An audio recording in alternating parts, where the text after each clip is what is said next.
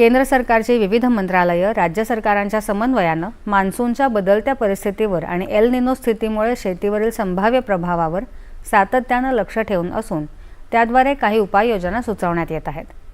त्यानुसार आर्थिक वर्ष 2026-27 करता SDRF अंतर्गत महाराष्ट्रासाठी 5,718 कोटी रुपये मंजूर करण्यात आले असून त्यामध्ये केंद्राचा वाटा 4,288 कोटी रुपये 50 लाख तर राज्याचा वाटा 1,429 कोटी 50 लाख रुपये इतका असणार आहे।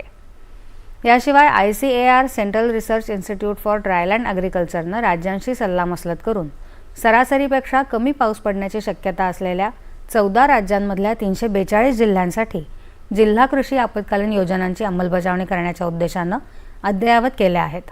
तसंच एल निनोमुळे उद्भवणाऱ्या धोक्यांचं निवारण करण्यासाठी ICARद्वारे कृषी विज्ञान केंद्रांसाठी मानक कार्यपद्धतीही जारी केली आहे। पिकांचं विविधीकरण, कमी कालावधीच्या आणि दुष्काळ प्रतिरोधी पिकांच्या वाणांचा वापर, खतांचा संतुलित वापर, जलसंधारण पद्धती, सूक्ष्म सिंचन, आच्छादन, आंतरपीक आणि हवामान अनुकूल इतर तंत्रज्ञानाचा वापर वाढवण्यावर विशेष भर आहे। मान्सूनचं आगमन लांबल्यामुळे तसंच एल निनोच्या स्थितीच्या संभाव्य प्रतिकूल प्रभावामुळे तूर, सोयाबीन आणि कापसाच्या पेरणीवर परिणाम होण्याची शक्यता आहे। त्यानुसार शेतकऱ्यांनी मका, बाजरी, मूग आणि इतर अल्प कालावधीच्या पिकांची पेरणी करावी अशा सूचना देण्यात आल्या आहेत।